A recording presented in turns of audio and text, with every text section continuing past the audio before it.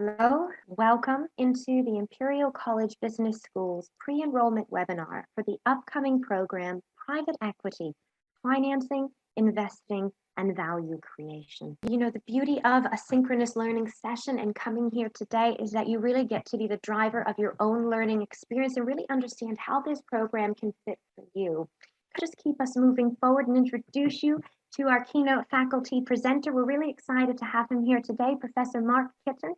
He's partner at Candesic Strategy Consultants, and I'd just like to welcome Professor Kitten here to introduce himself to our participants and just greet us briefly. Thank you, Jennifer. It's my pleasure to meet you today. As Jennifer said, I have several hats. My daily activity is as a strategy consultant, as a co-founder of Candesic in London. But I also teach extensively at Imperial College and elsewhere areas of private equity and other segments of corporate finance. I will go back to what links me to private equity in a minute. Thank you so much, Professor Kitten, for sharing a teaser of your background and your specialties. Now, like Professor Kitten was saying, he will get into a bit more of the nooks and of the program and his background as well. But I'll give you all a background a little bit on what we have to expect in today's agenda. So in a few brief more moments, I'll give you a bit more information about Imperial College Business School. And then I'll pass over the spotlight to our program faculty, our keynote faculty presenter here, who'll give a bit more information about himself and then dive deep into a little bit more about what you'll learn in this program moving forward. Then I will take back the spotlight and briefly explain a little bit more about the learning experience, what to expect when taking this program and how you'll learn and engage and interact.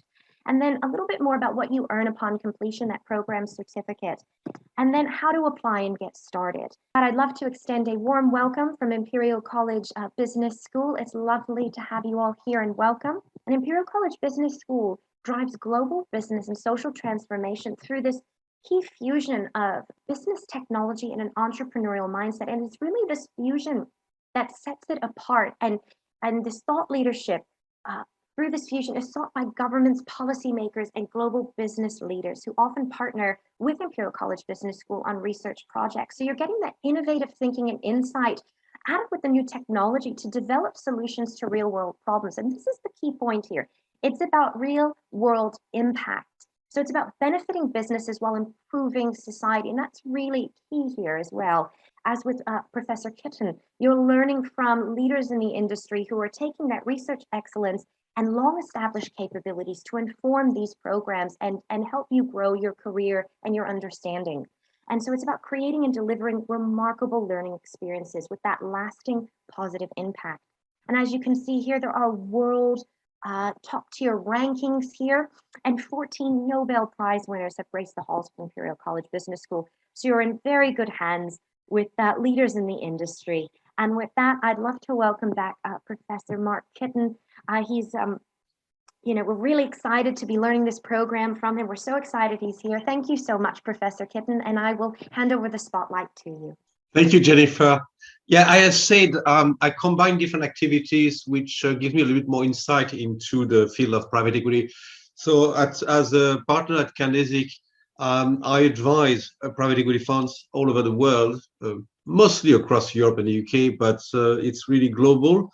And I work with them on their acquisitions and later on sometimes portfolio work.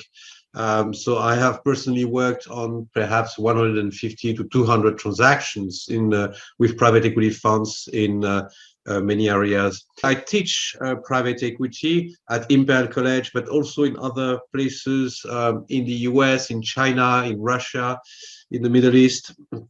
And I'm also on the board of a few high growth companies that are or will be financed by private equity companies. So as you see, those are, and I'm an investor, I should add to that, in private equity. So that gives me various perspectives that I try to bring to the class in the form of case studies that I publish on the topic, in the form of more anecdotes, of course, but also bringing clients and other people I know from the private equity world to talk to you. So and also benefiting obviously from the experience of all these people I interact with. I also leverage your own experience. Most of you may not know that much about private equity. That's why you join us, but somehow you all have some exposure. So it's a combination of all those exposures to private equity coming from me, but also coming from you, that makes our experience particularly rich.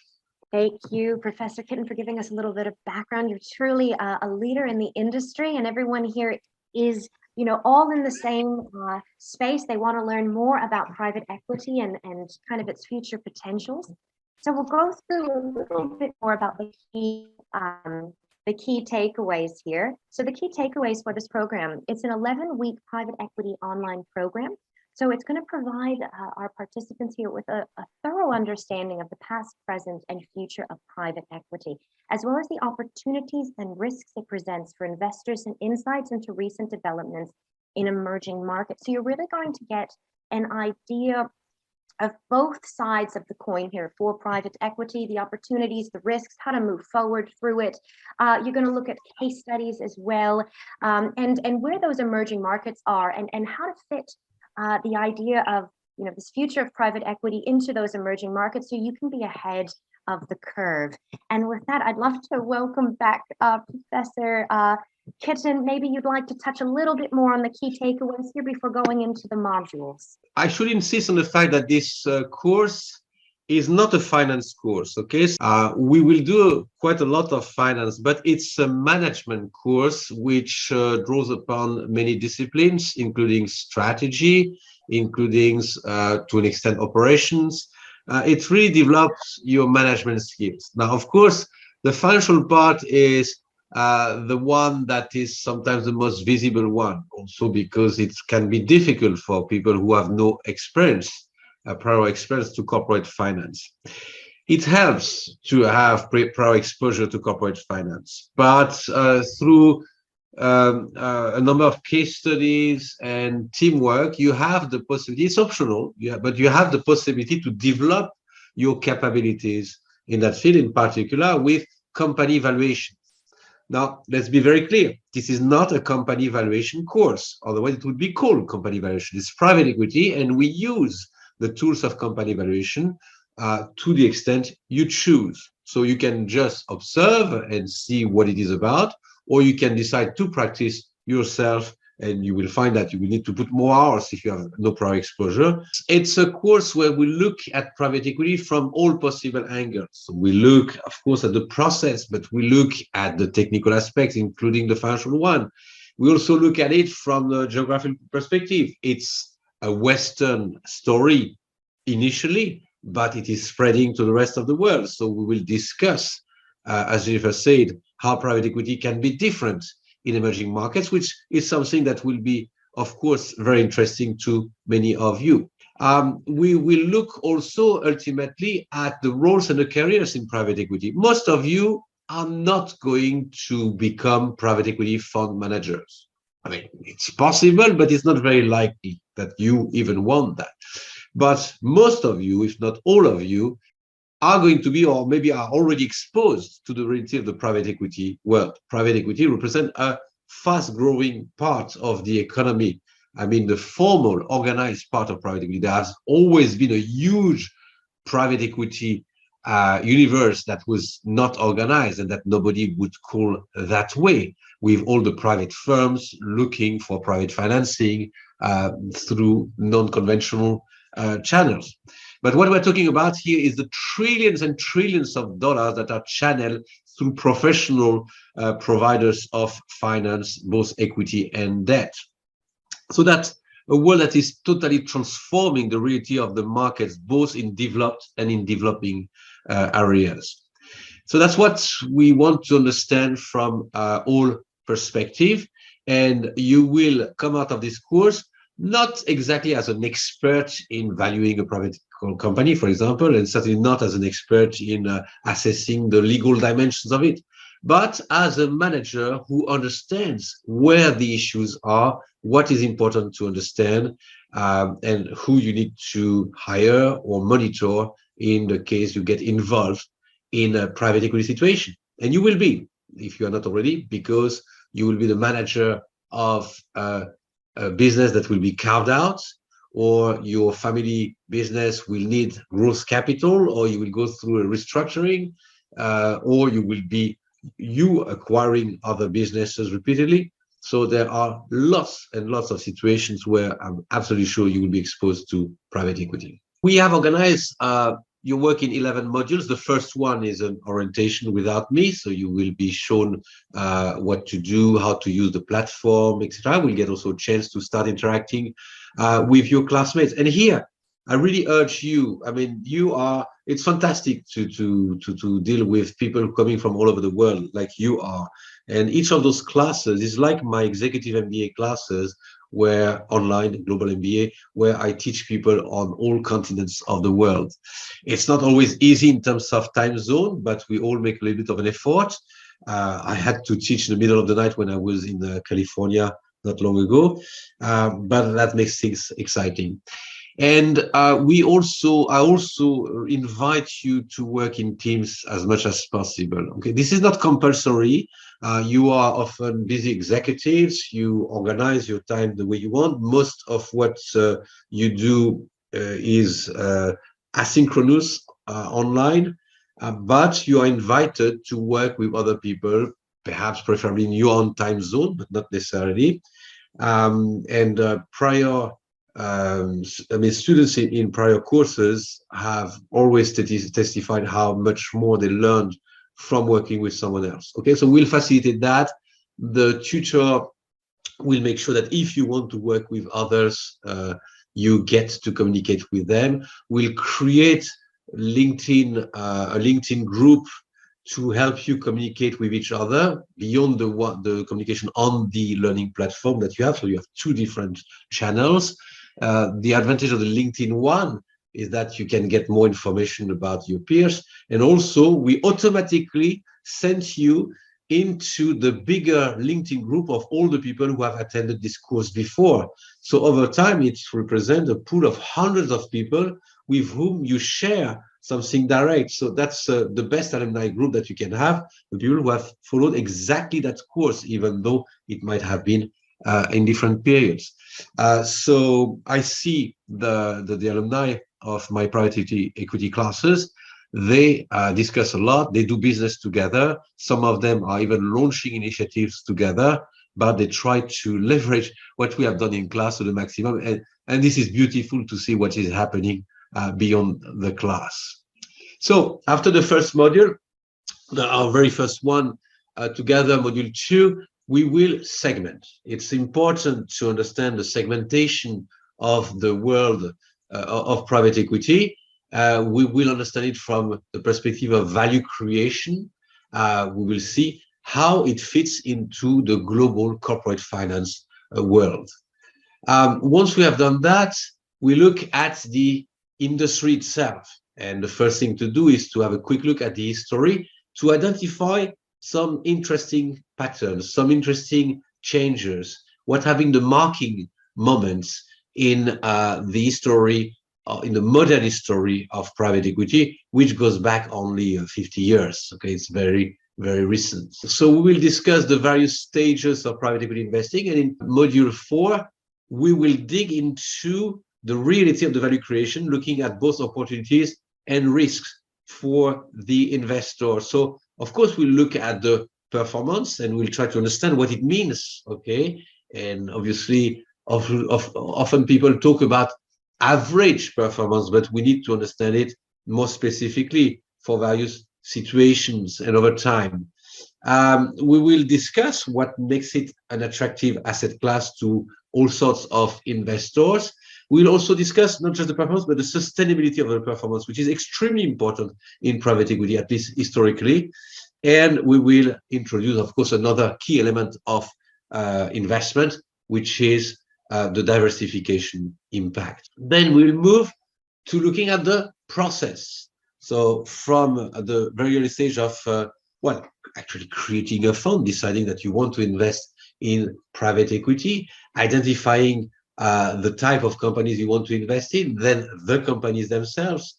And when you enter the process, what do we need to do? What are all the strategic, financial, legal, and other considerations to take into account?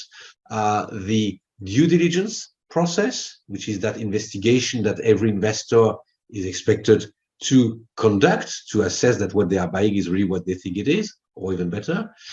And that will lead us naturally to the module 6, where we will discuss valuation. And we will introduce a very complex LBO analysis model, but no worry, you won't have to develop it. It's already developed. Even to someone, an expert, it will still take a few weeks to develop. So it's we'll just play with it. We'll fill it with numbers and see how it reacts and create the structure for the LBO transaction. So that will link well to all the context of valuation, and we will develop it further into elements of negotiation, because at the end, valuing something 100 doesn't mean anything until you have transacted, and maybe the transaction will be at 50 or 200, thanks to the negotiation skills of the people involved. Then we'll move to module 7, which is very logically after the deal, and how do we create value once we have purchased the company. So we will examine the holding of the company in the portfolio and how we extract the value out of it until we exit, because the private equity, the formal private equity industry is about entering and exiting. Then I will take a step back and ask you to think about what had happened during the credit crisis. For many of you, this is already an old story. We are talking 2009, 2012 about. It started in 2008. So it's a good 10 years ago, but it has been an incredibly important moment that has reshaped the private equity industry and has forced practitioners to change a few things. Now, bad habits always come back, but we want to learn from the crisis and then think about the evolution of the industry. So in the last 10 years and going forward, we will also discuss ethical considerations, because when an industry becomes more mature, it is much more visible, and it also needs to be more careful. And ethics is an issue that we need to discuss. So that will nicely lead us to module 9 with the future of private equity, where we will examine 13 trends that I have identified and analyzed, and more if you want, because we want to make it a discussion whenever possible. We will have a few live sessions around case studies that we can use to an extent to continue the conversation that are pre-recorded. And then we move to module 10, which will be another side look at, this time, developing markets. So emerging and developing markets, they're not exactly the same thing, but we get more and more developing markets, and see the fundamental differences and how developing markets will become developed markets, because this is the nature of the evolution of private equity. We'll finish module 11 with a practical review of how funds are organized, what are the jobs in funds and outside funds, and what are the career opportunities within this industry or working with that industry. Okay, so we'll keep the debate relatively wide, but it's a fascinating place. It's also an area where you can really fulfill a lot of your ambitions, career-wise, financial, etc. So that's how we'll finish the course. So thanks. That's it. Sorry, forgot to clarify that I have chosen for you a few case studies. Some of them I have developed myself. Some of them have been written by other professors in business schools. Good case studies are those where we have normally a good 10 years of perspective. So it is normal that I would choose case studies that are not things that have happened last year. It's not a good idea. It takes a long time to really understand what has really happened and how it has impacted the world, or how it is being impacted by the world. Cases that happen in various industries. My main area is healthcare. I'm careful, perhaps too much, of not choosing cases in healthcare, At the end, I don't have there's not a single one in healthcare here, but happy to discuss healthcare with you. But we will look at all sorts of areas, being distribution, being telecom, or we have one that is industrial with Channel Fire. We have one which is media with EMI, etc. And Southern Cross is diversified for emerging markets. So a very diverse panel of case studies, but frankly, the sector doesn't matter. Okay, if you're in oil and gas, you will still learn from a case study in automotive, and vice versa. 80% of the learning is sector agnostic.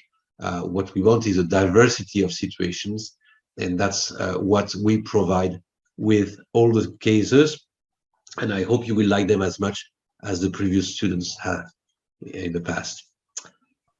Professor, are there any case studies on renewable energy? Are you going to be covering any on renewables? No, I must say this is, again, it's sector agnostic. So there is no sector that is chosen for the sector itself. Each case is selected because it teaches something that is important in the context of private equity.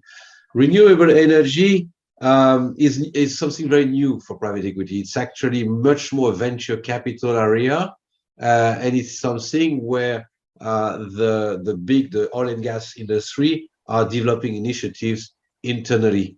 But there is not yet, okay, that's changing, but it's not yet a lot of mid-sized assets. When I say mid-size, I mean assets with a few hundred millions in turnover that are mature enough to be considered for LBO situations with a certain maturity and stability of cash flows. And LBO is the core segment of private equity. So renewable energies would not be the most obvious segment to pick stories from. But of course, it's very interesting.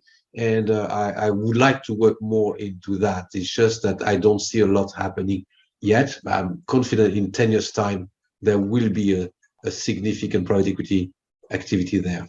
Fabulous. We've got one more question. Does this course cover different methods of valuation for a startup like a DCF or a TO base? I don't know what TO is, but I suppose relative valuations. Yes, we will look at both DCF, relative valuations, and alternative, but not for VC. I need to be very clear. This course is not about venture capital, but venture capital tends to be treated separately in entrepreneurship environments, right? So private equity classes, pretty much everywhere I've been, at least at Imperial College, is from late stage to turnaround with LBO in the middle, but ignores a little bit the VC, which is a topic in itself, very different, etc. But to answer the question, yes, we will look at various types of valuation methodology, but because it's not a course of valuation, you will be invited to try them. It doesn't mean that you have to, and some students who have no particular interest in developing the financial skills, they skip a little bit that. I don't encourage skipping, okay? I really encourage you to put additional hours to better your understanding of valuation. And yes, if you want, especially if you push yourself and work with a few classmates, you can really practice company valuation, just not for startups. I want to thank Professor Kitten for going through the crux of this program with us. It's truly a fascinating course. I can see here from all of our participants that are interacting so far, everyone is quite keen to understand more within the learning experience, spread over 11 weeks, and will include synchronous and asynchronous learning modalities. So you're going to have your video lectures, and we like to call that bite-sized learning. So you're going to get information in 5 to 7 minute segments, these video lectures that you'll then be able to digest, step back, and really see things in different perspectives by going into the discussion boards and interacting with your peers. And that's a key takeaway here too, is that interaction. So you're going to really be interacting with people from different backgrounds, different areas of the world, years of experience and levels of experience. And that's a key takeaway here, is that you're not only going to learn this information, but you're going to develop a professional peer network and connect with people all over the globe. So you'll be able to interact with your peers on these topics, kind of deep dive on all of that information. You'll then, be able to have interactive activities where you'll delve even deeper into these concepts and kind of play around with them. And that's where the case studies come in as well, where you'll be able to get, see hands-on real world experiences, see what worked, see what didn't, and see what the outcomes were. And you're going to have those live webinars as well with faculty and course leaders, and that will allow you to kind of have that synchronous modality there. And again, you're going to always be supported both from an academic standpoint and from a back-end standpoint. So we have a dedicated program support team that are going to be with you to answer any of those back-end questions. But we've got, a few key takeaways here is you're learning from a leader in the industry. You've got that peer professional network that you're going to be building and growing and learning from. And you've also got your program certificate. So upon completion of the program, participants will be awarded that verified digital certificate by Imperial College Business School Executive Education. So you'll see here, this is an example of that certificate. You'll have the seal of Imperial College Business School, your name, the title of the program, private equity, and the date of completion. You'll also have the signatures of the director and the dean. Now you can post this on your resume, on your LinkedIn profile. It really showcases your edge in the industry and can be utilized to help you take that next step. So this is that next key takeaway here. So you've got that professional peer network and the program certificate to help you take that next step and really grow your knowledge base and expand your career and your movements forward. So with that, so you'll see here a link. Now that link is going to be posted into the chat box and it'll take you to a page, if you follow it, that looks very similar to the one you're seeing in front of you. Now, if you click that apply now button, it'll get you to a page that will ask for your contact details. So your name, your phone number, and your email address. And that will allow us to get you connected with a program advisor. And like I said, we've got that dedicated team on the back end and they're here with us live right now. So if you've asked a question and you've received a response via text in the Q&A box, that's our program support, our program advisors. They're here with us right now live on the call to answer any of your questions relating to policy, logistics, and registration. So if you'd like to know a little bit more about flexible payment options or special group enrollment pricing, our program advisors are here to help. If you want to know a little bit more about how this program, the live webinars, all of the aspects of the components of this program can fit into your time zone and how to make it work, our program advisors can help you. And if you've got a question on policy, what happens if I miss an assignment? How do I earn that certificate of completion? Our program advisors are there to help as well. Now, if you're not quite ready to enter in your contact details, we have also provided an email address. You'll see it here in the chat. It's imperial@emeritus.org, and you'll be able to send us an email. Let us know you're interested in the program and let us allow you to take that next step in your career. Let us to a program advisor who'll guide you through from your first question to the beginning of the program through to the end. You are completely 100% supported from all aspects. And that's really the beauty of an online learning environment. You're not encumbered by time and space. You're able to learn in your own. And with that, I'd love to introduce back Professor Kitten. Thank you so much for being here with us till the end to answer our questions. I can see here we've got two already. So we have one here. Professor Kitten? Yes. Hello, welcome back. We have a question here on how in-depth are the weekly modules in terms of content, and how is each module assessed? So I guess can you how deep are you diving into these concepts during each of these modules? Are you going to touch on kind of generalities, or are you going to do a little bit of a deep dive? It's all relative, okay? We advocate 5 to 7 hours of learning per week. That's the minimum. After that, the students are provided enough optional material that they could easily spend 40 hours a week. I don't think most students are able to invest that much, but some students may be able to allocate more time. And if they can put 15, 20 hours, then it will be in depth. If it is 5 to 7 hours, obviously it cannot be in depth. That's an hour per day. So that will remain general. But the goal is to be general. Why? Because this is a course for managers, for executives. I am not training people to become an analyst in a private equity fund who knows how to model and value, and that's it. I'm talking to people who have some exposure to business. They don't need to have any exposure to private equity, but to business, some responsibilities, some career, etc.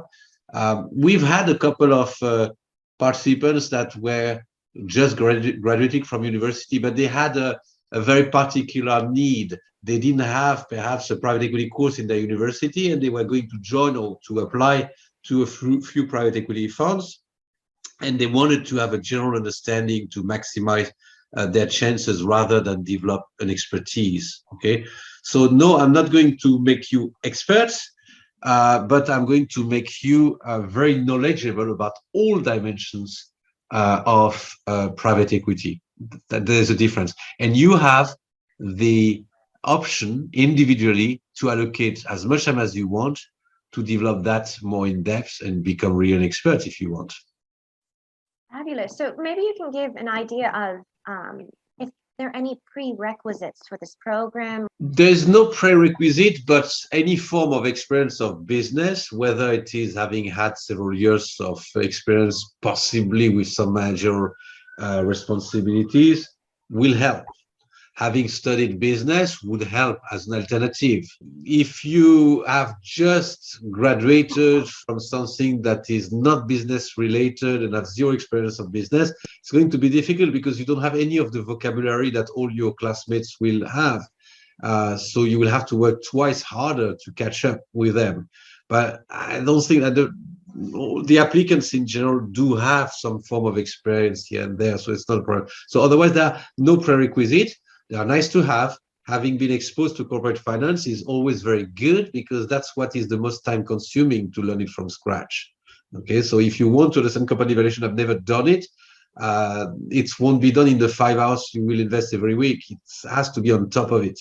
Fabulous. Could you go a little bit into how this program is set apart from others currently on offer? What inspired you to develop it, and what kind of sets it apart? Well, I teach private equity at Columbia, Renmin, Beijing, St. Petersburg, London, Imperial College, etc. So I could say this is a global approach, but I do not know exactly what others do. I mean, I have a couple of friends who teach private equity, and they are academics who are going to focus on something very specific. They are great professors, but they will, for example, focus on the issues of the limited partner who is a dormant, let's say, or a passive investor, and how you manage the conflict of interest with the general partners. This is extremely specific, but this is what they live for, and they can pass that to their students, but they might spend less time on many other important points. So you asked me how my course differs from the other. To the extent I know, it differs from academic courses in the sense that it is based on lots of real experience, and it is very diversified. Now, I'm sure there are some people in the world who teach private equity in a similar way, but that's it, not many, because you need to have good exposure to strategy, to finance, to operations. The people who typically have that, they are CEOs, so they have other things to do than teaching private equity. And you would find that actually a few private equity teachers are former CEOs who are doing that as a change in life. Okay, I'm a bit different because I do it in parallel to being a partner in a strategy consultancy. So yes, it will be more diverse and probably more based on real experiences, personal experiences also. They wanted to learn more about the operational and financial aspects of private equity. Now, will this course benefit, and will it help them understand all of that? Well, the financial definitely, because we are going to do an LBO analysis, which is managing a huge modeling spreadsheet. We are going to do some standard, I mean, not advanced, but not that standard valuations of private equity situations. So that's purely financial. Operationally, we are not going to do a lot, okay, because this is something that is process-based and we can only show a little bit of it, but we cannot practice it, unlike the financial side, which we can do. So the strategy we can discuss in depth, and there's not much more to do than that. The finance we can discuss and practice. the operations. We can only line up what is important. Uh, you don't have a lot of there is no such thing as a operational private equity course. Let's say you could take an operations course where you would be exposed to all the rules of lean management, critical path, etc. But that's completely out of our subject. Fabulous. But we'll discuss the real issues that private equity investors have once they have invested in the company. Yes. Fabulous. So we've got a question here. Would this course benefit someone working in the legal team of a fund manager in a law firm advising private equity firms? Yes. Something I've noticed is often not just the lawyers, but the accountants, the tax specialists who work in private equity, they tend to focus on their area, which is totally normal. But when they have a bit more understanding of what happens at the bank and commercial consultant / level, they are better at targeting their services. There are also a little bit of synergies between the services provided by the various advisors. So if you are a legal advisor to a private equity transaction, you already work with the investment bankers. Okay, often the investment bankers are hired to kind of coordinate everything. So you would deal with the investment banker, but you have much less interaction with, for example, consultants like me. So looking at the various roles of the people helping in a project, looking at the private equity issues outside of the legal ones will make you a stronger provider of your own services.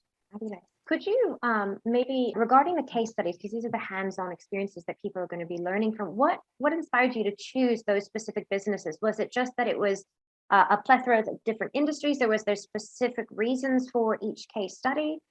Yes, I select cases that, well, first have interesting components. Okay, we don't want to get bored to death when we look at a situation, but have elements that are recognizable and that teach us something.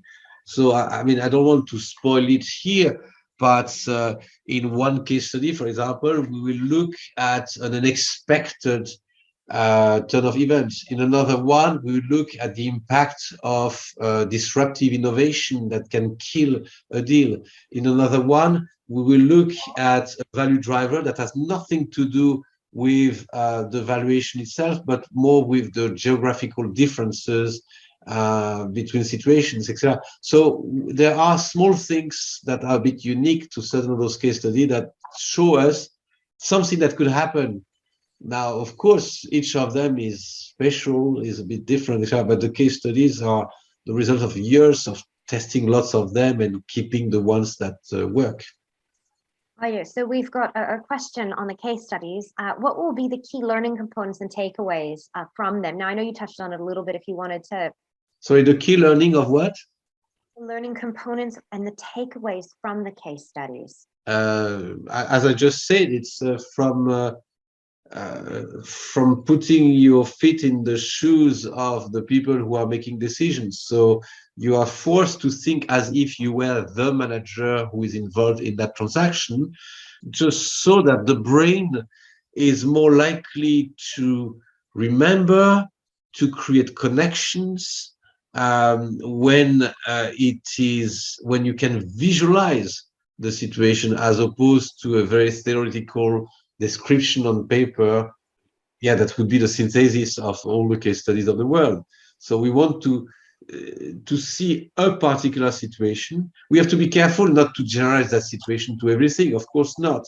But we look at general learnings, and then we look at a special case, and somehow our brain is so clever that it makes a difference between the two, but it also sees the relationships. So that's how we learn. The takeaway is that our exposure is both a theoretical one and one that is almost practical. I mean, of course, doing a case study is not exactly the same as being thrown into the company for a year and having to deliver, but it's the closest thing that we can do in a few hours.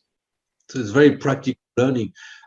Maybe I'm too exposed to that, okay? Having done an MBA, having been teaching all over the world case studies everywhere, and having written lots of case studies myself. I take them for granted. So it's true. If you have done engineering classes and you have never seen a case study, that's a very business school type of thing. But I'm just sharing that it works. It's a very close thing to the real experience. Fabulous. So we have from Golan, would this course strengthen negotiations for an individual that represents a business that is selling to private equity? Unfortunately, we do not have the time to have a role play. I dream of having some role plays, but they take easily 3-4 hours, several hours in any case, and we would not know where to put that. That would be the best way to practice a little bit that. So no, we will see in the case studies some situations where people negotiate, yes, but it's not the same as practicing it on our own. Would they maybe, because you have that LinkedIn group, you have them interacting with previous, participants of this program, would they maybe be able to interact with their peers? Oh yes, they could practice on their own as much as they want. Actually, they can use the canvas or the Incendi support of the course, the one that they use to access the material extra. This is used for individual exercises, can be used also for group exercises, and either there or using LinkedIn or going onto a social network, they could play with such situations, definitely. If only organizing a little brainstorming session with a large group on LinkedIn, that could be already very, very useful. We consider EMEA markets. What sector will be covered by this private equity training? Mobility, real estate, M&A? Not sure about the, okay, so mobility, I mean, this is very, very specific segment of either consumer goods or transportation. So no, I don't think we have a particular case study that covers mobility. Real estate, there may be some elements of real estate in other situations, but we do not specifically work on a real estate case. And M&A, not sure about the question. Private equity is a subset of M&A, so everything we do is M&A related, both in terms of strategic intent, in terms of process, and in terms of value creation in the portfolio. Here, Professor Kitten, what specific factors are considered in the emerging markets module? Everything macro and microeconomic. The macroeconomic may be related to the state of the economy, to the political decisions, etc., and to the relationship of the country with the rest of the world. The microeconomic will include differences at the level of financing, but also adapting to local rules. We look at the cultural aspects. We look at everything that within the country or in the exchange with other countries makes it different. And we look at that in various parts of the world. So we will look at, people will say it's not the developing countries, but in private equity, to an extent, Japan is developing.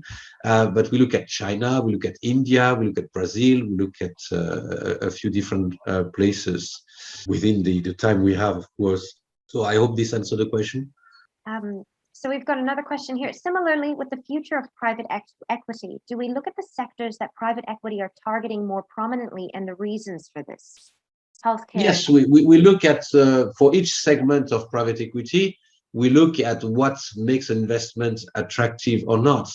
And we also look at where private equity invests by sector. So we can cross-check those two information and find that, yes, indeed, healthcare is very attractive at the moment. It went from 5 to 10% of the M&A activity over the last 5 years.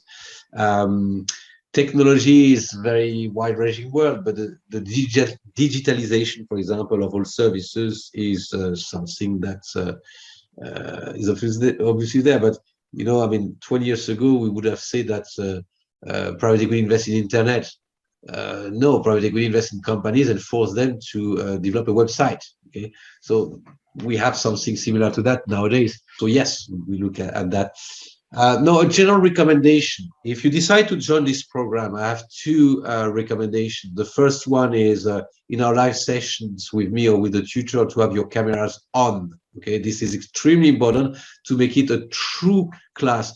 I promise you we can have the same quality of interaction online than in class if we have our cameras on. So we can see each other, and not just between you and me, but between yourselves. So the first thing. And the second, just repeating the value of trying to work in team with 1, 2, 3 other participants, which you can do. It's just your initiative. We recommend and we support it, but we cannot force you. But you get much more out of that. Fabulous. Well, this is truly a fascinating course, Professor Kitten. We've got so much engagement here and lots of questions, really. I'm just wondering if you want to leave our participants with any words of wisdom or final thoughts. I know you gave some recommendations, but maybe some words of wisdom as they move forward through their private equity experience and learning and knowledge from it. Not sure it is a word of wisdom, but when I started my career, few people knew what private equity was, especially in Europe, which was lagging behind the US. Today, everybody has heard of private equity, but moreover, everyone is or will be soon exposed to a private equity situation. And I cannot count now my friends who have been working in companies that were bought. Sometimes they lost their job, sometimes they got an opportunity to get a huge boost in their career. In any case, it's disruptive, okay? And being more prepared makes you more likely to get something positive out of it. It can be difficult experience in a way, but it can be transformed into a rewarding one. So that's the value of a course like that, to inform you, to prepare you, to make sure that you will know your options better. I'd love to extend a big good evening, good morning, good afternoon, and good day to all of our participants here from around the globe. And a big thank you again to Professor Kitten for being here with us. Thank you so much.